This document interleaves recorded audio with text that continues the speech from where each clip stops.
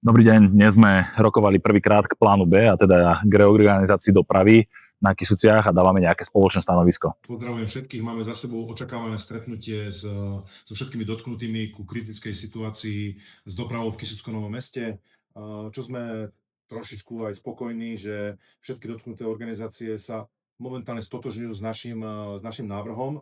ale poprosím Maťa Fabšíka, keďže nechceme nahrávať každý sám svoje video, tak spoločne sme sa dohodli, že si nahráme toto video, tak poprosím ťa, Maťo, skús aj ty povedať o tom návrhu, ktorý si už niekoľkokrát prezentoval, ako to vidia dotknuté orgány.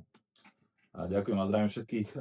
Je to tak, že nezaznela nejaká zásadná pripomienka, dokonca ani od autobusových dopravcov, ktorých sme pokladali za takú možno slabú časť toho návrhu, ale zaznelo jedno dôležité konštatovanie, že takýto projekt nemôže byť pripravený len tak od stola, on musí byť posúdený dopravnou autoritou. A teda musíme objednať čo najskôr nejaký projekt a nejaké ščítanie aktuálnej dopravy, aby sme vedeli aj ako to ovplyvní cesty vnútri v Kysuckom Novom Meste. A preto budeme apelovať na NDS-ku dnes hneď listom a požiadame ich, aby uvoľnili základné financie na objednanie takéhoto projektu, aby sme to riešenie pripravili naozaj na 3 roky dopredu, nie len na nejaký mesiac a potom by sme ho museli náhodou zrušiť alebo niečo podobné. Takže pozitívne je, a dávno som nič pozitívnejšie nevidel na porade, že tento projekt nemal v podstate nejakých kritikov.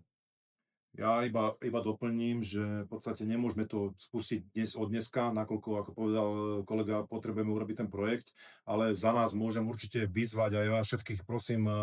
využívajme dnes už to riešenie, aj keď nie je dopravným generálom nejako dané, a využívajme most privádzača smerom na Čacu aj na dolinu do Vadičova celého, a smerom na Žilinu poďme iba cez Radolský most. Myslím si, že to pomáha, a keď sa budeme takto všetci riadiť, tak Kysucké Nové Mesto určite nebude také zaťažené ako doteraz. Držme si palce, no a budeme vás informovať o tom, ako postupuje proces prípravy tohto projektu.